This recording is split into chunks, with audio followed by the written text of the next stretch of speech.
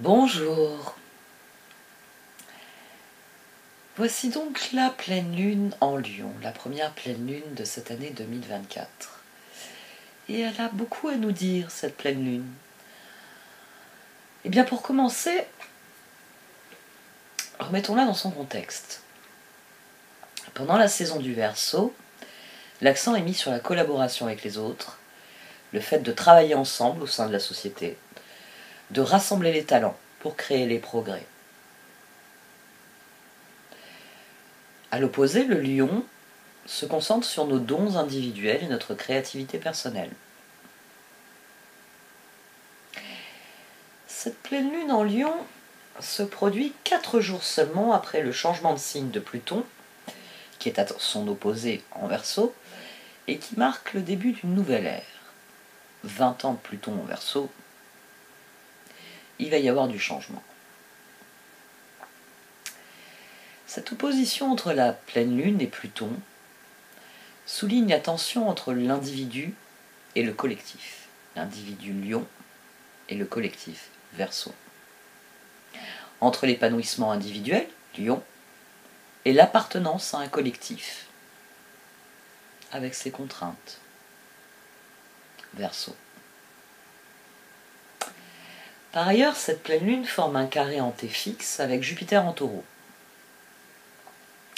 Un carré en T est une forme d'impasse.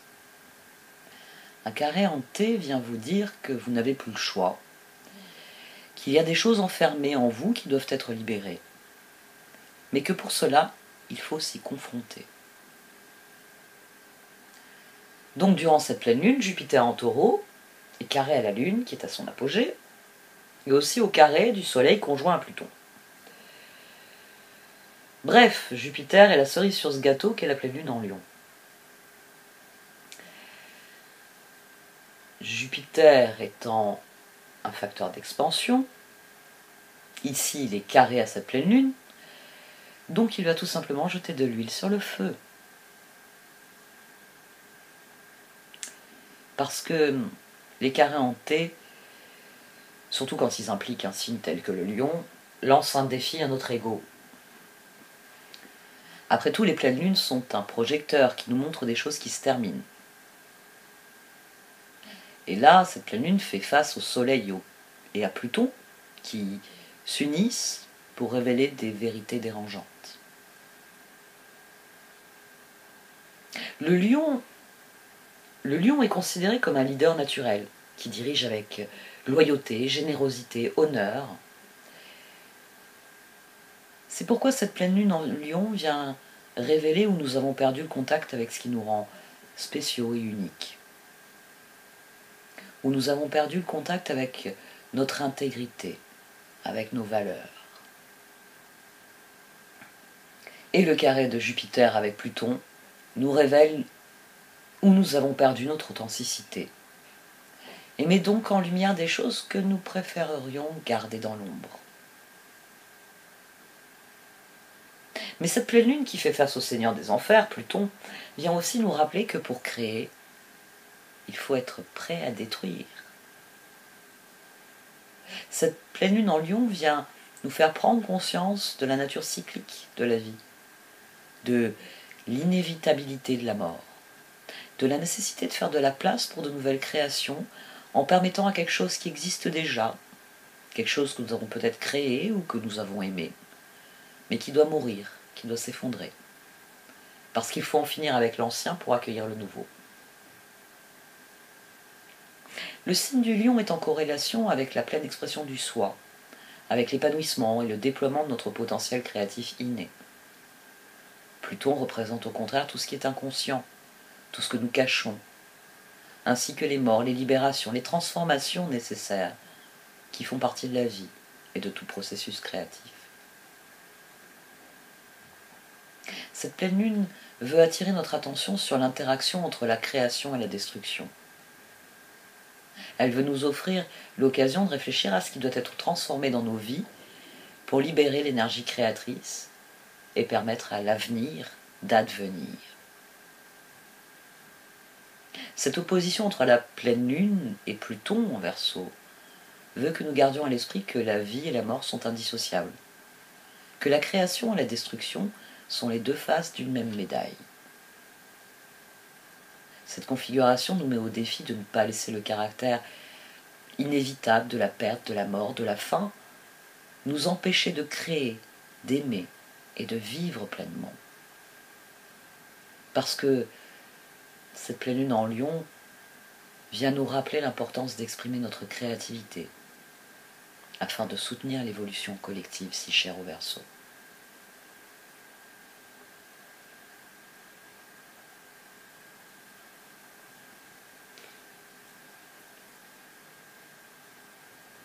Cette pleine lune nous met au défi de rejoindre le cycle cosmique de la création et de la destruction.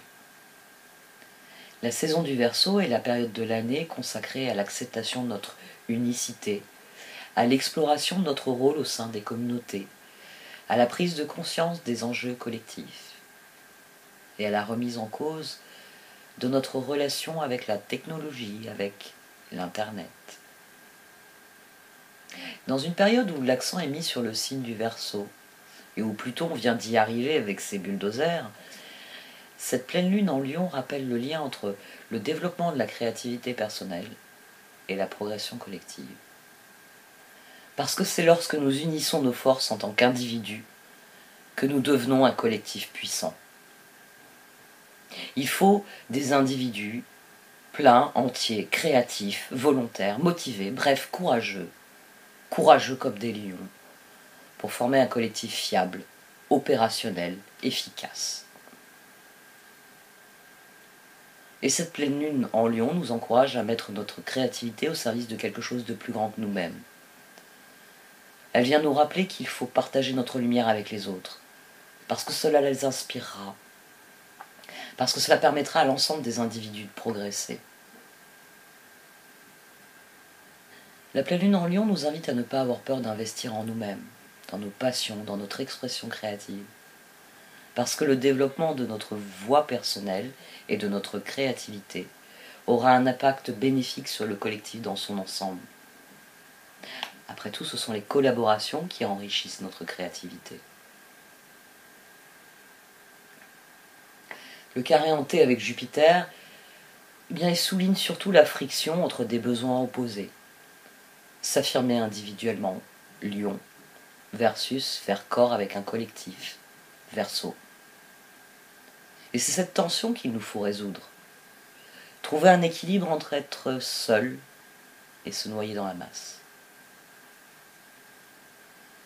L'activation de Jupiter vient nourrir notre feu créatif, reflétant notre désir de nous développer, de grandir, de créer, d'expérimenter tout ce que la vie peut nous offrir. Jupiter en carré avec la Lune, avec le Soleil conjoint à Pluton, vient nous dire que c'est le sens de tout cela qui est important, que c'est la grande marche de l'humanité qui importe, pas la folie des grandeurs de quelques individus.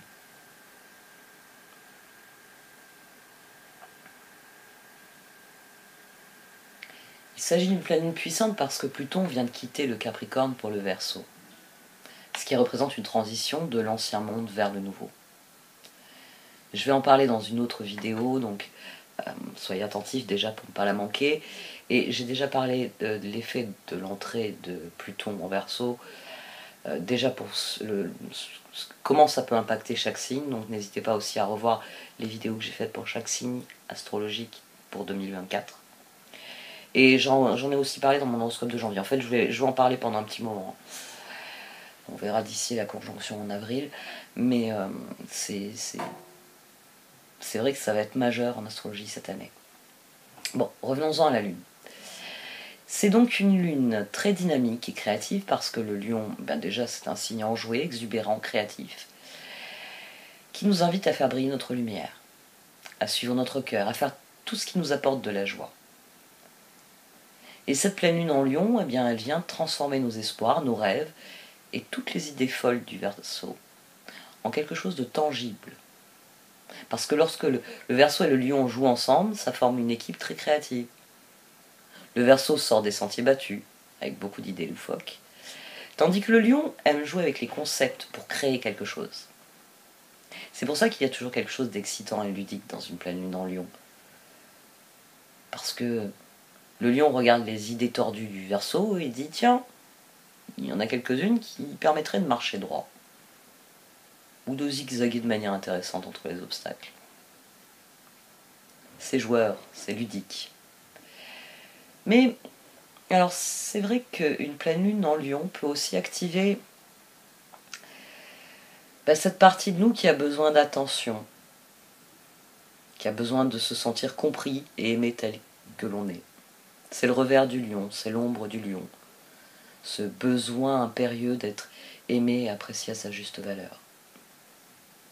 Besoin auquel répond le Verseau en nous rappelant que nous sommes tous spéciaux et uniques, chacun à notre manière.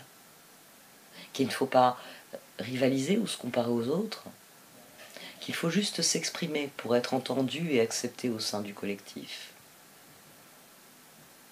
Parce qu'il n'existe pas d'individu, lion, sans communauté, Verseau. Et vice-versa. Il n'y a pas de communauté sans individu. Parlons un peu du Verseau. Le Verseau, c'est le signe gouverné par Uranus, qui redeviendra direct d'ici quelques jours.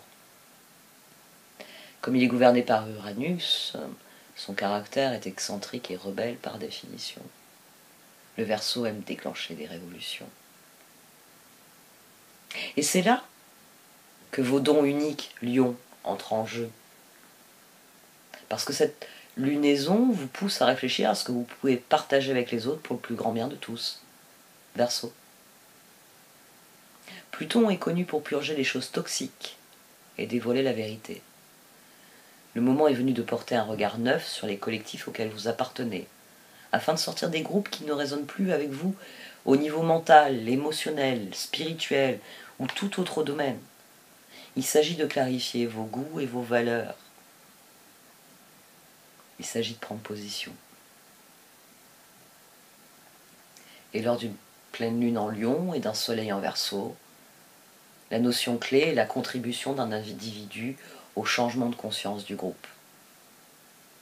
En effet, l'axe Lion-Verseau se concentre sur la recherche d'un équilibre entre le personnel, Lion, et le collectif, Verseau. En astrologie, il existe un système nommé symbole sabian. Et les symboles sabians sont des métaphores qui ont été imaginées par des astrologues pour construire un schéma décrivant le chemin vers la réalisation de soi, que la roue de l'astrologie préfigure. Cette pleine lune en Lion se produit au-delà du 5e degré Lion, et son symbole est une femme modelée par son éducation à l'ancienne, qui est confrontée à une jeune fille qui suit l'air du temps. Parce que les choses sont ainsi. Ce qui est jugé important, ce qui est jugé moral, conforme à la bonne morale, change très vite d'une génération à l'autre. Ces changements sont cycliques et évolutifs, et donc révolutionnaires par définition. Ils s'expriment dans les mœurs, dans le style, dans les convictions, les combats, les choix. C'est l'éternel combat entre les jeunes avides d'aventures et d'expériences nouvelles qui doivent affronter les anciens, par définition conservateurs et plus âgés. La fameuse révolution permanente de Moustaki. C'est elle que l'on matraque, que l'on poursuit, que l'on traque. C'est elle qui se soulève, qui souffre et se met en grève. C'est elle qu'on emprisonne, qu'on trahit, qu'on abandonne, qui nous donne envie de vivre, qui nous donne envie de la suivre, jusqu'au bout. Jusqu'au bout. Car le changement finit toujours par arriver, puisque rien n'est permanent, pas même notre sens du bien et du mal. La vieille femme et la jeune fille s'opposeront toujours ainsi, parce que ainsi va la vie. Mais pourtant, leur confrontation, leur compétition est en quelque sorte coopérative, puisque chacune d'elles est en quelque sorte définie par l'autre. Après tout, les conventions sociales évoluent continuellement, parce que l'univers évolue, parce que nos sociétés évoluent, parce que individuellement nous évoluons. Alors c'est vrai que ça devrait aller en s'améliorant. Pourtant, tout va de mal en pis. Que s'est-il passé? Après tout, la jeune femme représente la promesse de l'avenir. Et elle existe parce que la vieille femme a protégé les enseignements du passé. Vieillesse et jeunesse se reflètent l'une dans l'autre. Les jeunes existent parce que les vieux de la génération précédente ont décidé de les avoir et ont veillé sur eux. Et jeunes comme vieux doivent accepter que ce sont les enseignements du passé qui permettent de préparer les changements de l'avenir. Chacun de nous doit, d'une manière ou d'une autre, accepter le meilleur de la sagesse ancestrale, même si le projet c'est de se rebeller contre le statu quo.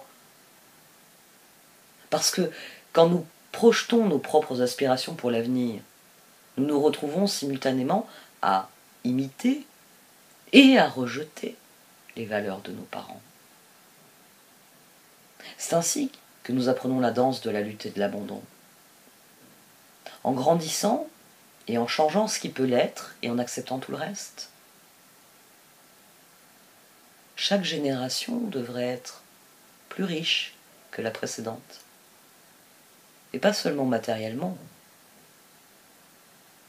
La nouvelle génération devrait être plus riche en sagesse, plus riche en connaissances, plus riche en compétences, plus riche en possibilités. Pourtant, nous traversons une période noire parce que ceux qui ont chanté cette chanson de Moustaki ont oublié qu'ils devaient passer le relais. Vous vous rappelez le relais dont je vous parlais durant la nouvelle lune en Capricorne? Cette vieille femme et cette jeune femme ne sont pas des ennemis, même si elles se dressent l'une et l'autre face à face, comme confrontées par leurs différences. Elles sont simplement la juste marche des choses. Elles s'inscrivent dans la danse de l'univers. Elles sont la révolution permanente. Permanente parce que chaque génération vient remédier aux errements de ses aînés. Parce que c'est le rôle de chaque génération, faire mieux que ceux qui l'ont précédé. C'est vrai que c'est difficile d'accepter son rôle, de prendre sa place dans l'univers, dans la société. Mais pour advenir, pour devenir la personne que nous devons être, pour nous renforcer, pour grandir, nous devons accepter ce danger. Notre personnalité se construit en fonction des risques que nous sommes prêts à prendre, parce que nous sommes façonnés par notre vie et ses choix. Nous grandissons uniquement si nous acceptons de nouvelles expériences et les risques qu'elles comportent. Il y a quelque chose d'inhérent à ce danger que nous décidons de prendre, qui va faire s'ouvrir pour nous de nouvelles perspectives de compréhension, qui à leur tour favoriseront davantage de créativité et de plaisir. Non mais c'est vrai, la sécurité n'est pas très amusante. Ce sont nos aventures qui sont exaltantes. Parce que chaque choix, chaque rencontre mène à autre chose, avec d'infinies ramifications. Ce sont les vagues de la vie. Nous éprouvons de la joie, puis survient une crise, qui, lorsqu'elle trouve sa résolution, apporte une nouvelle opportunité de joie. Les montagnes russes de la vie, les vagues sur lesquelles il faut apprendre à surfer. La réalité est faite ainsi. Nous sommes toujours amenés à faire face à quelque chose d'important. Chaque choix nous mène à un nouveau rond-point auquel il faut faire un nouveau choix. Il n'y a pas de parcours de vie sans difficulté. Notre existence est faite pour exalter notre capacité à surmonter les épreuves. C'est pour ça qu'il faut être un lion pour se dresser et définir la voie dans laquelle nous souhaitons nous engager. Et c'est pour ça qu'il faut être un porteur d'eau, comme disent certains pour le Verseau, pour nourrir le flux de la vie, pour nourrir son évolution, pour prendre notre place dans ce monde. Parce qu'il faut Être d'abord l'idéaliste, qui le poing levé, ses idéaux en étendard, va changer les choses. Puis devenir le sage d'un autre âge, qui transmet ce qu'il a construit, pour permettre aux nouveaux idéalistes de changer ce qui doit l'être. Parce que le plus beau des phénix, c'est sans aucun doute l'humanité, capable de grands crimes comme des plus belles créations. Parce qu'on peut faire de très belles choses avec l'ancien. Alors c'est vrai, il faut d'abord le nettoyer, le débarrasser des parties abîmées, rouillées, puis le polir, puis le remettre au goût du jour, pour que l'ancien se transforme en nouveau. Tout comme cette vieille femme a donné naissance à la jeune fille qui veut aller où bon lui semble. Parce que c'est dans l'ordre des choses, va, vit et devient. Si vous n'êtes pas satisfait de ce que vous vivez, changez de direction. Utilisez le pouvoir de la pleine lune pour vous exprimer, pour construire la vie de vos rêves. Soyez courageux, soyez passionné. N'oubliez pas que la vie est bien meilleure quand on s'amuse. Ne perdez pas de vue que Pluton est tel le phénix. Il brûle ce qui ne fonctionne pas pour mieux renaître. L'énergie plutonienne provoque donc des expériences douloureuses, mais c'est afin de faire la lumière sur la vérité et nous permettre de renaître illuminés par la lumière de la vérité. C'est pour ça que Pluton offre d'énormes opportunités de renouveau et de croissance. Parce que le nouveau émerge toujours des ruines de l'ancien. Comme le dit si bien Rumi, la blessure est l'endroit par lequel la lumière entre en vous. Donc laissez Pluton mettre en lumière les blessures de ce monde. Acceptez que rien n'est parfait et que la perversité de certains a créé le cauchemar dans lequel nous nous enfonçons. Hélas, tout le monde il n'est pas beau et tout le monde il n'est pas gentil. Certains sont avides de pouvoir, de fortune et d'honneur, même si c'est au prix de la destruction de ce qui est beau et bien. Ils s'en foutent, personne ne leur représente jamais la facture.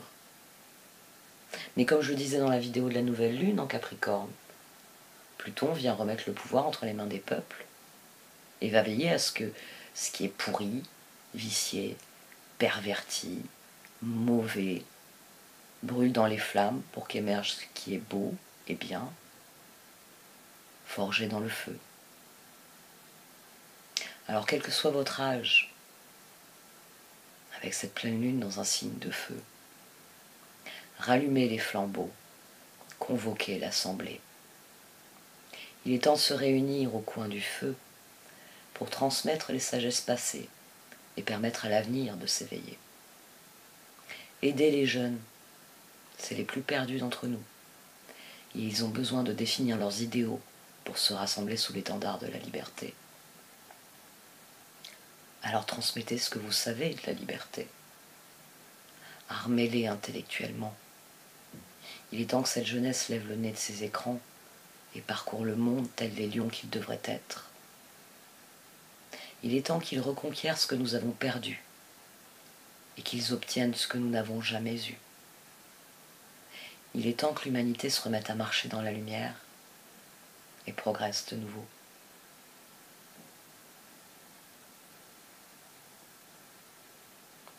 Merci de m'avoir écouté. Vous pouvez liker, commenter ou partager cette vidéo. Au revoir.